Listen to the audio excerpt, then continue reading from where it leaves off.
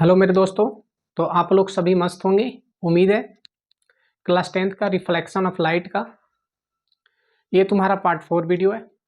Part 3 video हमने complete कर दिया है। पार्ट 1, पार्ट 2 और पार्ट 3 ये तीनों वीडियो अभी यूट्यूब पे अपलोड है। ये उसका पार्ट 4 वीडियो है। इसमें हम तुम्हारा चिन्ह परिपाटी के बारे में बताएंगे, उत्तल दर्पण और अवतल दर्पण, कनकेव मिरर और कन्वेक्स मिरर के जो है साइन कन्वेंशन के बारे में कंप्लीट करेंगे। ठीक है, तो आप शुरू से अंत तक बने रहें। तुम लोग का जितना भी इसमें प्रश्न आता था वो सारे प्रश्नों का उत्तर इस वीडियो में मिल जाएगा। ठीक है, और ये भी बात ध्यान में रखना कि जब तक चिन्ह परिपाटी आप नहीं जानोगे तब तक तुम लोग से न्यूमेरिकल बनने वाला नहीं है। ना ही तो न्यूमेरिकल बनेगा और ना ही तो ऑब्जेक्टिव क्वेश्चन बन पाएगा। ऑब्जेक्टिव क्वेश्चन जो है तुम लोग को बार बार परेशान करेगा, किस में धनात्मक होती है, किस में ऋणात्मक होती है, किस में पॉजिटिव होगी, किस में निगेटिव होगी। तो ये समझना तुम लोग की क्या है, बहुत ज़रूरी है। तो ये वीडियो तुम लोग के लिए बहुत इन्फॉर्मेटिव है, बहुत इंपॉर्टेंट वीडियो होने वाला है आज। ठीक है, तो आप ध्यान से समझना, कहीं भी प्रॉब्लम नहीं होगा। ठीक है, तो हम लोग चलते हैं चिन्ह परिपाटी, साइन कन्वेंशन। किसके बारे में? साइन कन्वेंशन के बारे में। ध्यान से देखना, कहीं भी कोई दिक्कत नहीं होगा। ठीक है, साइन कन्वेंशन। अच्छा ये बताओ, साइन कन्वेंशन दर्पण में चलेंगे, कौन कौन सी दर्पण में चलेंगे? तो ध्यान से देखो, अवतल दर्पण, अवतल दर्पण और उत्तल दर्पण की बात करते हैं। ठीक है, यानी साइन कन्वेंशन, चिन्ह परिपाटी जो है हम अवतल दर्पण और उत्तल दर्पण में ही बात करेंगे, लेंस की बात नहीं करेंगे। लेंस जो है जब हम इसका अगला चैप्टर पर पढ़ाएंगे, प्रकाश का अपवर्तन, तो उसमें हम लेंस की चर्चा करेंगे। ठीक है, अभी लेंस से रिलेटेड नहीं है, दर्पण से रिलेटेड है, तो दर्पण से रिलेटेड हम बताएंगे। बहुत इंपॉर्टेंट वीडियो होने वाला है ये। ठीक है, सबका अपना अपना एक मिशन होना चाहिए, लक्ष्य होना चाहिए। ठीक है, तो हम लोग जो है सबसे पहले साइन कन्वेंशन की बात कर रहे थे, कन्वेक्स मिरर और कनकेव मिरर की बात कर रहे हैं। तो हम लोग जानेंगे कि इसमें साइन कन्वेंशन, चिन्ह परिपाटी कैसे क्या होता है, फोकस दूरी क्या होती है, वक्ता त्रिज्या क्या होती है, वक्ता केंद्र क्या होती है ना, वस्तु की दूरी क्या होती है, प्रतिबिंब की ऊंचाई क्या होती है, प्रतिबिंब की दूरी क्या होती है, इसके बारे में हमने पूरा कंप्लीट करेंगे, उत्तल दर्पण और अवतल दर्पण की बात। तो ये जो है तुम लोग का बहुत इन्फॉर्मेटिव वीडियो होने वाला है। ठीक है, आपतित किरण क्या होती है? तो आने वाली प्रकाश की किरण को आपतित किरण कहते हैं। तो आपतित प्रकाश की दिशा क्या होती है, यानी कि जिस दिशा में आपतित किरण जाएगी तो उस दिशा को कहेंगे आपतित प्रकाश की दिशा। जैसे अगर मान लेते हैं कि ये जो है आपतित किरण है तो इधर की ओर जा रही है, तो ये जो इधर की ओर जा रही थी कहलाएगी प्रकाश की, यानी आपतित किरण की प्रकाश की दिशा। ठीक है, जैसे अगर मान लेते हैं कि हम बात करेंगे, सबसे पहला पॉइंट क्या इसमें ध्यान में रखना है, नोट करके ये ध्यान में रखना है ना, नोट कर लेना, ये बहुत इंपॉर्टेंट वीडियो है ये। सबसे पहला पॉइंट क्या लिखना है कि आपतित प्रकाश की किरण, आपतित प्रकाश की दिशा में मापी गई दूरियां, मापी गई दूरियां, मापी गई दूरियां हमेशा पॉजिटिव होती है, हमेशा धनात्मक होती है। क्या होती है? धनात्मक होती है। ध्यान से देखना, क्या होती है? धनात्मक होती है, यानी पॉजिटिव होती है। ठीक है, और दूसरा बात ये ध्यान में रखना है कि आपतित, आपतित प्रकाश की विपरीत दिशा में, विपरीत दिशा में मापी गई दूरियां, मापी गई दूरियां ऋणात्मक होती है। क्या होती है? ऋणात्मक होती है, ऋणात्मक, जिसको कहते हैं निगेटिव। क्या कहते हैं? निगेटिव कहते हैं। कोई दिक्कत? अब इसका नेक्स्ट पॉइंट है कि ये जो है सबसे इंपॉर्टेंट पॉइंट है 10th क्लास के लिए। अब सबसे पहले इसमें क्वाड्रेंट पे थोड़ा समझना बहुत ज़रूरी है। जैसे अगर क्वाड्रेंट की बात करें तो इससे हम लोग को ये पता चलता है कि अगर कभी भी हम लोग क्या करेंगे कि वस्तु की अगर ऊंचाई रखेंगे, अगर वस्तु की रखेंगे तो उसकी हम लोग क्या करेंगे, दूरी जो है या ऊंचाई जो है ये पता लगा सकते हैं कि धनात्मक और ऋणात्मक कब होती है। अगर मान लेते हैं ये जो है आपतित प्रकाश की दिशा है, ये आपतित प्रकाश की दिशा है, तो जानते हैं कि आपतित प्रकाश की दिशा में, आपतित प्रकाश की दिशा में मापी गई दूरियां सभी क्या होती है, प्लस होती है, यानी पॉजिटिव होती है, धनात्मक होती है। और इसका विपरीत दिशा में मापी गई सभी दूरियां क्या होती है, ऋणात्मक होती है। तो ये कह सकते हैं कि ये साइड क्या होगी, ऋणात्मक होगी। और ये ध्यान में रखना कि अगर मान लेते हैं कि मूल बिंदु जो ओरिजिन पॉइंट है इसका ऊपर जाने पर हमेशा क्या होता है, ये पॉजिटिव होता है, और नीचे आने पर क्या होता है, निगेटिव होता है। ये ध्यान में रखना। तो मेरा कहने का मतलब हुआ कि आपतित प्रकाश की दिशा में, आपतित जो है प्रकाश की दिशा में, आपतित प्रकाश की दिशा में सभी दूरियां क्या होती है, धनात्मक होती है।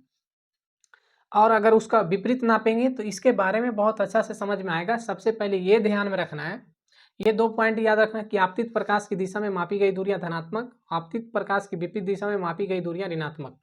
ठीक है। अब बात ये आता है कि अवतल दर्पण और उत्तल दर्पण में सबसे मेन पॉइंट आता है कि एफ क्या है, एफ क्या होती है, यू क्या होती है, भी क्या होती है, और इसमें एच ओ और एच आई क्या होती है।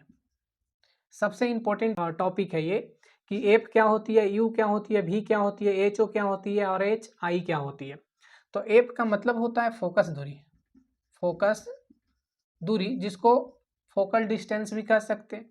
यू का मतलब होता है वस्तु की दूरी, वस्तु की दूरी। ये सारी बातें बताएंगे हम। पहले समझना है कि यू को हम लोग कहते हैं वस्तु की दूरी, और भी को कहते हैं कि प्रतिबिंब की दूरी। क्या कहते हैं, प्रतिबिंब की दूरी। और एच ओ का मतलब होता है हाइट ऑफ ऑब्जेक्ट, का मतलब होता है कि वस्तु की ऊंचाई, वस्तु की ऊंचाई, वस्तु की क्या होती है, ऊंचाई होती है।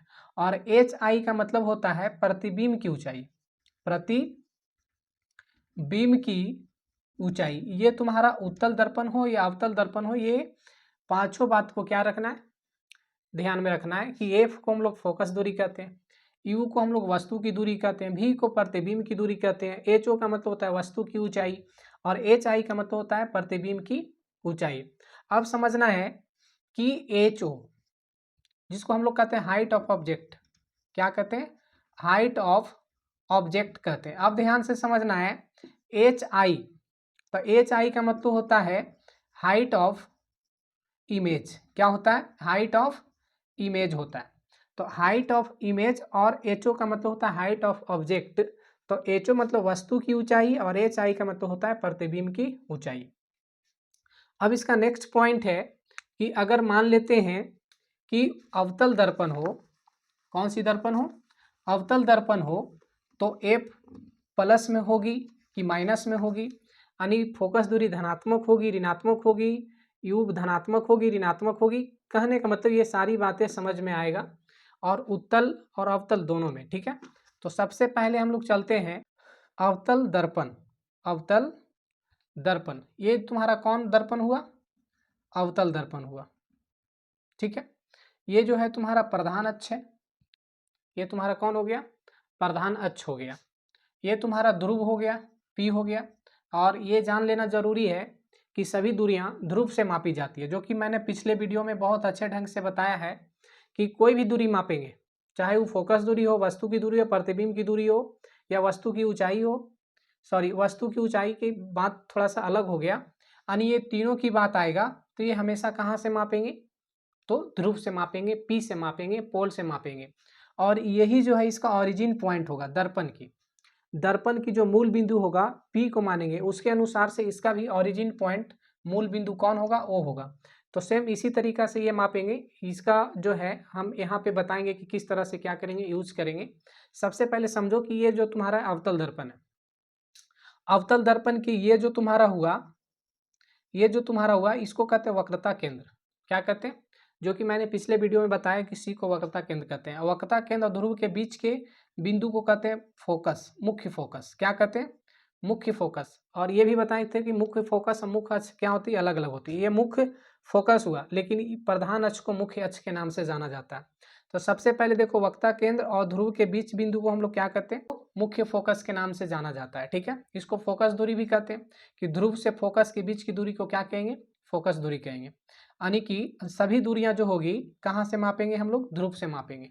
ठीक है, एक बात ये ध्यान में रख लेना, समझना, जैसे ये खोखले गोले है, तो खोखले गोले में इसका ओरिजिन पॉइंट होगा, मूल बिंदु होगा, केंद्र होगा।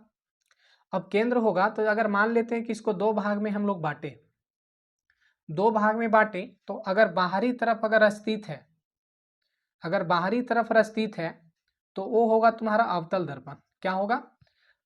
लेकिन अगर अंदर की ओर अगर स्थित है तो वह क्या होगा, उत्तल दर्पण, क्या होगा, उत्तल दर्पण होगा। अब ध्यान से समझो, इसके बारे में मैंने पिछले वीडियो में बहुत अच्छा से बताए हैं। क्या बताए थे कि अगर मान लिया जाए कि इसका केंद्र जो होता है, जैसे ये कोई क्या है, गोला है, तो गोले के केंद्र से परिधि तक की दूरी क्या कहलाती है, त्रिज्या कहलाती है, ये भी पता होगा। और ये जो त्रिज्या जो होती है, ये दर्पण में हम लोग वक्रता केंद्र कहते हैं, ओरिजिन पॉइंट को क्या कहते हैं, वक्रता केंद्र कहते हैं। और ये जो होता है इसको हम लोग पी कहते हैं, ध्रुव कहते हैं। और इसका बीच जो बिंदु होता है उसको हम लोग एफ से डिनोट करते हैं। किससे डिनोट करते हैं, एफ से। इसका मतलब क्या होता है कि सी और पी, वक्ता केंद्र और ध्रुव के मध्य बिंदु को क्या कहते हैं, मुख्य फोकस कहते हैं। इसका मतलब है तो ध्रुव से वक्ता केंद्र की दूरी को हम लोग कहते हैं वक्रता त्रिज्या, क्या कहते हैं, वक्रता त्रिज्या। वक्ता केंद्र और ध्रुव के बीच की बिंदु को क्या कहते हैं, मुख्य फोकस कहते हैं। मुख्य फोकस ये बिल्कुल क्या होती है, मध्य बिंदु होती है। यानी कह सकते हैं कि सी एफ बराबर क्या होगा, एफ पी होगा। यानी कहने का मतलब है कि वक्ता त्रिज्या जो होती है, ये फोकस दूरी, यहाँ से यहाँ तक की दूरी को क्या कहते हैं, फोकस दूरी कहते हैं। क्या कहते हैं, फोकस दूरी। यानी वक्ता त्रिज्या जो होती है वो फोकस दूरी की क्या होती है, दुगनी होती है।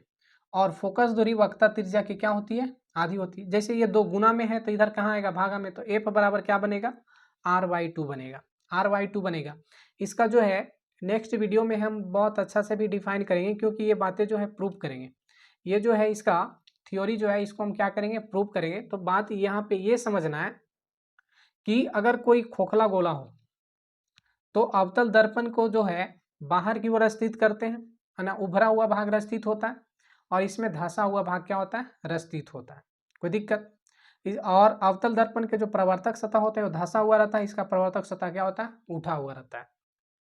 और ये भी ध्यान में रखना है कि अवतल अगर दर्पण हो, अवतल हो या उत्तल हो, तो इसमें एक मुख्य फोकस होता है और एक क्या होती है, वक्ता केंद्र होती है। एक मुख्य फोकस होता है, एक वक्ता केंद्र होती है। लेकिन अगर बात रह गया कि लेंस की, तो दर्पण की क्या हो जाता है, दुगना हो जाता है। तो लेंस की चर्चा अभी नहीं करते हैं, अभी चर्चा किसका करना है, दर्पण की करना है। तो दर्पण में जान लेना है कि वक्ता केंद्र एक होती है, मुख्य फोकस भी एक होता है। ठीक है, अब इसका नेक्स्ट पॉइंट है कि अवतल दर्पण में अगर किसी वस्तु को अगर हम रखें, अगर किसी वस्तु को हम रखें, कहीं भी रख सकते हो, कोई दिक्कत नहीं। हम एग्जाम्पल बता रहे हैं, ये भी बताएंगे कि कहाँ कहाँ पे रखना है, किस वस्तु को कहाँ कहाँ पे रखेंगे, उसका प्रतिबिंब कहाँ बनेगा, कैसा बनेगा, बड़ा बनेगा, छोटा बनेगा, काल्पनिक बनेगा, उल्टा बनेगा, सीधा, सारे बातें क्या होगा बताएंगे। लेकिन पहले जो बता रहे हैं उसके बारे में समझो, क्योंकि हम लोग चीन परिपाटी की बात करें, साइन कन्वेंशन की बात कर रहे हैं, तो उसके बारे में चलते हैं। अगर मान लेते हैं कि ये कोई वस्तु है तो यहाँ से किरण जाएगी, और कोई वस्तु के सीधा ही क्या जाती है, आपतित किरण जाती है। तो ये जाने वाली किरण है जिसको हम लोग कहते हैं आपतित किरण।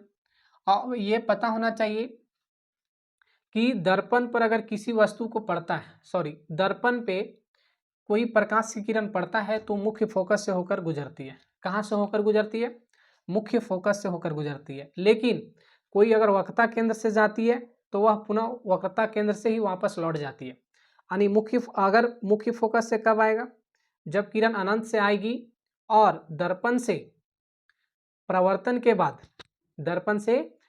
के बाद किस बिंदु से होकर गुजरती है, मुख्य फोकस से होकर गुजरती है। लेकिन अगर वक्ता केंद्र से आने वाली किरण वक्ता केंद्र से ही वापस लौटती है, ये ध्यान में रखना। तो ऑब्जेक्टिव क्वेश्चन के लिए सबसे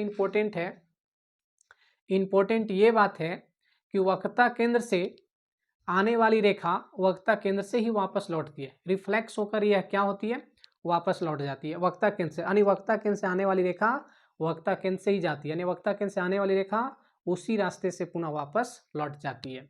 लेकिन अगर कोई अनंत से किरण आ रही है और दर्पण पे पड़ेगा तो वो कहाँ से होकर गुजरेगा, मुख्य फोकस से होकर गुजरेगा। कहाँ से गुजरेगा, मुख्य फोकस से होकर गुजरेगा। तो ऑब्जेक्टिव क्वेश्चन के लिए बहुत इंपॉर्टेंट है, ध्यान से समझना है।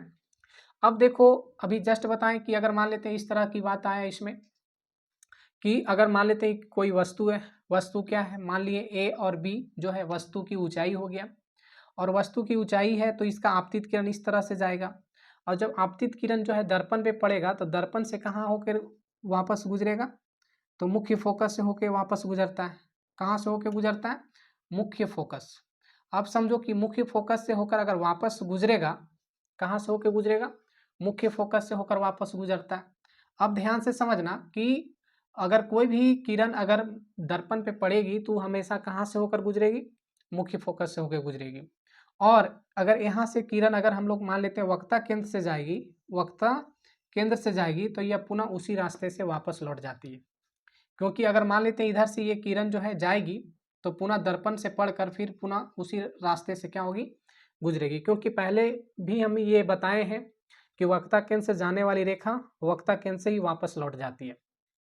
अब जहाँ ये दोनों मिला वहीं इसका क्या बनता है, प्रतिबिंब बनता है। क्या बनता है, प्रतिबिंब बनता है। तो बात ये है कि अब इसमें समझना है कि फोकस दूरी कब धनात्मक होगी, वस्तु की दूरी कब धनात्मक होगी, प्रतिबिंब की दूरी कब धनात्मक होगी। अब इसका चर्चा हम लोग करते हैं, ठीक है। तो बात ये रहा कि अभी जस्ट बताएं कि ध्रुव यानी सभी दूरियां कहाँ से मापी जाती है, ध्रुव से। तो ध्रुव से मुख्य फोकस के बीच की दूरी को कहते हैं फोकस दूरी। क्या कहते हैं, फोकस दूरी। ये तुम्हारा जो है प्रतिबिंब की, ये जो है तुम्हारा प्रतिबिंब की ऊंचाई है। प्रतिबिंब की क्या हुआ, ऊंचाई, जिसको कहते हैं ए डैश बी डैश। ये प्रतिबिंब की क्या हो गया, ऊंचाई हो गया। और प्रतिबिंब की ऊंचाई होगा, ये भी बताएंगे कि वक्रता केंद्र और अनंत के बीच रखे थे किसी वस्तु को तो सी और एफ के बीच बना। इसके बारे में हम चर्चा करेंगे। पहले ये समझना है, चिन्ह परिपाटी की बात कर रहे हैं। तो ध्रुव से मुख्य फोकस के बीच की दूरी को फोकस दूरी कहते हैं। ये तुम्हारा जो है प्रतिबिंब की स्थिति ये बता रहा है। तो प्रतिबिंब की यानी कह सकते हैं ध्रुव से प्रतिबिंब तक की दूरी को कहते हैं भी। क्या कहते हैं, भी कहते हैं। क्या कहते हैं, भी कहते हैं। यानी कि भी का मतलब होता है कि प्रतिबिंब की दूरी। ये तुम्हारा जो है वस्तु की दूरी है। ये क्या है, वस्तु की दूरी। इसको किससे डिनोट करेंगे, तो यू से डिनोट करेंगे। किससे डिनोट करेंगे, यू से डिनोट करेंगे। अब देखो सभी दूरियां कहाँ से माप रहे हैं, ध्रुव से। तो ये बताओ, ये आपतित प्रकाश की किरण है। तो आपतित प्रकाश की किरण यानी आपतित प्रकाश की दिशा में मापी गई दूरियां पॉजिटिव होती है, और आपतित प्रकाश की विपरीत दिशा में मापी गई दूरियां निगेटिव होती है। तो देखो ये जो तुम्हारा है आपतित प्रकाश की किरण इधर की ओर जाएगा, है ना, लेकिन सभी दूरियां जो है इसका ओरिजिन पॉइंट से इधर ही आ रहा है, ध्रुव से इधर ही आ रहा है। यानी कि आपतित किरण की विपरीत दिशा में माप रहे हैं, तो विपरीत दिशा में मापी गई दूरियां ऋणात्मक होती है। देखो विपरीत दिशा में मापी गई दूरियां ऋणात्मक होती है, ये तुमको पॉइंट याद करना पड़ेगा। तो यहाँ से हम लोग को क्या पता चल रहा है कि एफ जो होगा वो तुम्हारा निगेटिव होगा।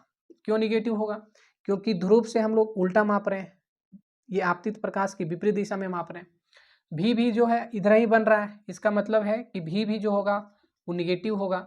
भी का मतलब क्या होता है, प्रतिबिंब की दूरी होता है। यू क्या होगा, तो यू भी क्या होगा, निगेटिव होगा। यू क्या होगा, निगेटिव होगा, ये भी ध्यान में रखना है। अब बात रह गया कि एच ओ क्या होगा। एच ओ का मतलब height of object. Height of object का मतलब होता है वस्तु की ऊंचाई। तो वस्तु की ऊंचाई जो है ये तुम्हारा देखो ऑरिजिन पॉइंट के ऊपर की ओर है। तो ऑरिजिन पॉइंट के इधर हो या इधर हो या यहाँ हो या यहाँ हो उससे मैटर नहीं करता है, ये हमेशा ऊपर की ओर जा रहा है तो ये क्या होता है, पॉजिटिव होती है। इसका मतलब ये प्लस में होगा, है ना, यानी पॉजिटिव होगा। और एच, अब देखो एच आई, तो एच आई जो है तुम्हारा ये ऑरिजिन पॉइंट के नीचे दिख रहा है। ऑरिजिन पॉइंट के जो है ये नीचे बन रहा है, इस तरह से बन रहा है। तो बताओ ऑरिजिन पॉइंट के जब नीचे की ओर जाएगा तो यहाँ जाए यहाँ जाए यहाँ से जाए उससे मैटर नहीं करता, ये नीचे की ओर आएगा तो ये क्या होगा, निगेटिव होगा, यानी कि क्या होगी, ऋणात्मक होगी। तो यहाँ से देख रहे हैं कि एफ भी ऋणात्मक, यू भी ऋणात्मक, भी ऋणात्मक, एच ओ भी ऋणात्मक और एच आई भी ऋणात्मक। है ना। यानी कि फोकस दूरी भी ऋणात्मक हो गया और प्रतिबिंब की दूरी भी ऋणात्मक हो गया, वस्तु की दूरी भी ऋणात्मक हो गया और वस्तु की ऊंचाई धनात्मक हो गया और प्रतिबिंब की ऊंचाई भी क्या होगी, ऋणात्मक हो गई। इसका मतलब क्या है, इसमें सिर्फ ये प्लस हो रहा है। ये प्लस कब होगा, जब प्रतिबिंब दर्पण के आगे की ओर बने।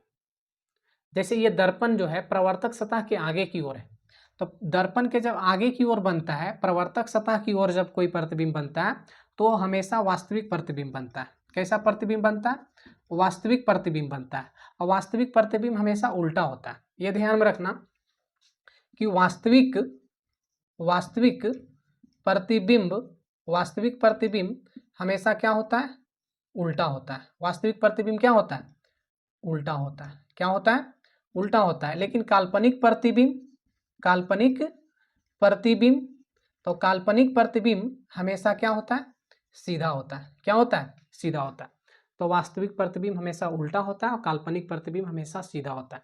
जैसे ये तुम्हारा जो है, ये जो है अगर मान लेते हैं प्रवर्तक सतह की ओर अगर कोई प्रतिबिंब बनता है तो वास्तविक प्रतिबिंब बनता है। वास्तविक प्रतिबिंब हमेशा उल्टा होता है। कैसा होता है, उल्टा होता है। और ये भी जान लेना कि वास्तविक प्रतिबिंब हमेशा दर्पण की आगे की ओर बनता है। दर्पण के किस ओर बनता है, आगे की ओर बनता है। अब देखो थोड़ा सा बात ये ध्यान में रखना है, क्या है कि अगर मान लेते हैं कि वास्तविक प्रतिबिंब अवतल दर्पण में, कौन सी दर्पण में, अवतल दर्पण में वास्तविक प्रतिबिंब बनता है। वास्तविक प्रतिबिंब बनेगा तो ध्यान से देखो, अगर वास्तविक प्रतिबिंब बनेगा तो हमेशा भी जो होगा ना वो निगेटिव होगा। यानी भी जो होगा वो क्या होगा, हमेशा निगेटिव होगा। लेकिन सेकेंड पॉइंट्स ये याद रखना है कि अवतल दर्पण में काल्पनिक प्रतिबिंब बनेगा, काल्पनिक प्रतिबिंब बनता है, काल्पनिक प्रतिबिंब बनेगा तो भी हमेशा पॉजिटिव होगा। भी क्या होगा, पॉजिटिव होगा। भी का मतलब क्या होता है, तो भी का मतलब होता है प्रतिबिंब की दूरी, प्रतिबिंब की दूरी। तो अब ध्यान से देखो, तो प्रतिबिंब की क्या होती है दूरी, कब प्लस होगा और कब माइनस होगा। तो अवतल दर्पण में वास्तविक प्रतिबिंब बनेगा तो भी माइनस होगी। अब समझो क्यों, क्योंकि अगर मान लेते हैं वास्तविक प्रतिबिंब तभी बनता है जब क्या होगा कि दर्पण की ओर बनेगा, तो दर्पण की ओर बनने वाली सभी प्रतिबिंब वास्तविक होता है। लेकिन दर्पण के पीछे की ओर, अगर दर्पण के पीछे कोई प्रतिबिंब बनता है तो वो हमेशा क्या होता है, काल्पनिक होता है। क्या होती है, काल्पनिक होती है। अब ध्यान से देखो, और जो काल्पनिक प्रतिबिंब होता है वो सीधा होता है, जो कि अभी मैंने बताया। अब थोड़ा सा ध्यान में ये रखना है कि अगर मान लेते हैं कि प्रतिबिंब अगर बाहर की ओर बन गया, दर्पण की जो है पीछे बन गया, जैसे ये दर्पण है तो दर्पण के पीछे की ओर अगर प्रतिबिंब बनता है, सिर्फ प्रतिबिंब की जो दूरी है वो क्या होगी, धनात्मक होगी। क्यों, क्योंकि प्रतिबिंब यानी आपतित प्रकाश की दिशा की ओर चला गया। तो आपतित प्रकाश की दिशा में अगर किसी वस्तु को मापेंगे, पॉजिटिव कब होगा, जब आपतित प्रकाश की दिशा में अगर कोई आपतित प्रकाश की दिशा में अगर कोई दूरियां मापी जाती है तो प्लस होती है, पॉजिटिव होती है। ठीक है। अब इसका नेक्स्ट पॉइंट है, अब उत्तल दर्पण के बारे में समझते हैं कि चिन्ह परिपाटी किस तरह से हम इसमें लिखेंगे। जैसे अगर मान लेते हैं, सबसे पहले उत्तल दर्पण बनाते हैं। कौन सी दर्पण, उत्तल दर्पण। अब बताओ, ये जानता होगा कि उत्तल दर्पण का जो होता है धंसा हुआ भाग रस्थित होता है।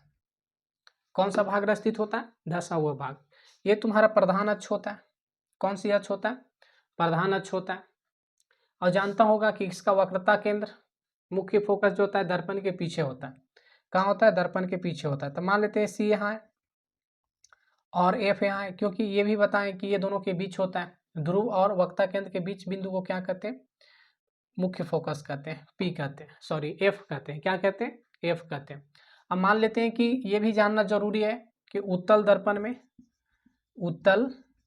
दर्पण में हमेशा काल्पनिक प्रतिबिंब बनता है, काल्पनिक प्रतिबिंब बनता है। हमेशा कौन सी प्रतिबिंब बनता है? काल्पनिक प्रतिबिंब बनता है। ये याद करना कि उत्तल दर्पण में हमेशा काल्पनिक प्रतिबिंब बनता है, लेकिन अवतल दर्पण में काल्पनिक और वास्तविक दोनों प्रकार का प्रतिबिंब बनता है। ठीक है, जो कि मैंने इसमें अब बताया भी है बहुत अच्छे ढंग से। अब बात ये रहा कि मान लेते हैं इसमें मात्र 2 ही स्थान पे रखा जाता है प्रतिबिंब को, और इसमें 6 स्थानों पे रखा जाता है। अवतल दर्पण में वस्तु को 6 स्थान पे रखा जाता है, लेकिन उत्तल दर्पण में वस्तु को कितने स्थानों पे रखा जाता है? 2 ही स्थान पे रखा जाता है, एक अनंत पे और एक अनंत और दर्पण के बीच रखा जाता है। जैसे अगर मान लेते हैं अनंत से कोई प्रकाश की किरण आ रही है, अनंत से कोई प्रकाश की किरण आ रही है, तो ये बताओ दर्पण से पढ़कर रिफ्लेक्स इधर की ओर करती है, यानी कि ये जो होती है टकरा कर वापस लौट जाती है, दर्पण से टकरा कर क्या लौट गई है? वापस। लेकिन हम लोग को लगता है कि ये जो किरण जो है, ये जो किरण है मुख्य फोकस से होकर आ रही है। कहाँ से होकर आ रही है? मुख्य फोकस से होकर आ रही है, ऐसा हम लोग का प्रतीत होता है। तो इसीलिए हम लोग जानते हैं कि अगर कोई भी किरण अगर अनंत से आती है तो वह कहाँ बनता है? उसका प्रतिबिंब मुख्य फोकस पर। कहाँ बनता है? मुख्य फोकस पे उसका प्रतिबिंब बनता है, जो कि मैंने पिछले दर्पण में बहुत अच्छे ढंग से बताया कि अवतल दर्पण में जो है अनंत से आने वाले प्रकाश की किरण मुख्य फोकस पे बनता है, उत्तल हो या अवतल हो, लेकिन वही ये डिफरेंट होता है। ये प्रतिबिंब की बात करते हैं, प्रतिबिंब कभी वास्तविक और कभी काल्पनिक बन जाता है। तो इसमें हमेशा काल्पनिक प्रतिबिंब इसीलिए बनता है क्योंकि इसका जो होता है मुख्य फोकस जो होता है दर्पण के पीछे होता है, दर्पण के क्या होता है? पीछे होता है। अब समझो कि मुख्य फोकस पे अगर बना तो ऐसे भी जानते हैं हम लोग कि अनंत से आने वाली किरण जो होती है वो रिफ्लेक्स होकर कहाँ इधर की ओर जाती है, तो ये कहाँ से होकर प्रतीत होती है? मुख्य फोकस से होकर प्रतीत होती है। अब जैसे अगर मान लेते हैं कि यहाँ से प्रतीत हुआ, तो यहाँ से अगर हम लोग दूरी नापते हैं कि एफ क्या होगी, यू क्या होगी और भी क्या होगी, ठीक है, और एच ओ क्या होगा और एच आई क्या होगा, तो ध्यान से समझना, कोई दिक्कत नहीं होगा। तो अब बताओ ये जो है तुम्हारा ध्रुव से मुख्य फोकस की दूरी को फोकस दूरी कहते हैं। तो देख रहे हैं कि आपतित प्रकाश की दिशा में, आपतित प्रकाश की दिशा में ये क्या हो रही है? जा रही है।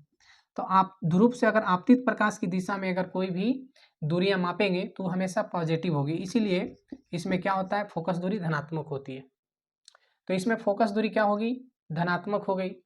अब बात करेंगे कि इसका वस्तु की दूरी, तो वस्तु हम लोग इधर की ओर रख रहे हैं, यानी कहने का मतलब है कि वस्तु को हम लोग कहाँ रख रहे हैं? तो ध्रुव से पीछे रख रहे हैं, यानी कहने का मतलब हम लोग इधर रखें तो ये जो है आपतित प्रकाश की दिशा इधर हुआ, लेकिन इधर अगर बात करते हैं तो आपतित प्रकाश की विपरीत दिशा हुआ।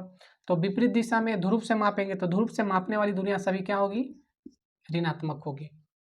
और भी का मतलब होता है प्रतिबिंब की दूरी। प्रतिबिंब, अब देखो यहाँ पे प्रतिबिंब बन रहा है तो ध्रुव की आगे की ओर माप रहे हैं, यानी आपतित प्रकाश की दिशा में माप रहे हैं, तो इसका मतलब ये क्या होगा? पॉजिटिव होगा।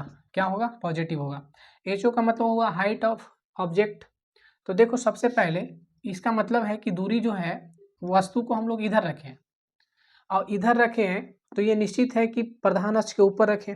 तो प्रधान अक्ष के अगर ऊपर रखेंगे तो हम लोग जानते हैं कि अगर मान लेते हैं इस तरह से इसका ओरिजिन पॉइंट है तो ये ऊपर की ओर जाएंगे तो प्लस होगा, इधर की ओर जाएंगे तो भी प्लस होता है, ये माइनस होता है, ये भी क्या होता है? माइनस होता है। तो ऊपर जाएंगे तो ये क्या होगा? पॉजिटिव होगा, वस्तु इधर ही होगा। जैसे अगर मान लेते हैं वस्तु यहाँ पे, तो ये तो पॉजिटिव होगा क्योंकि ओरिजिन पॉइंट की ऊपर की ओर बन रहा है।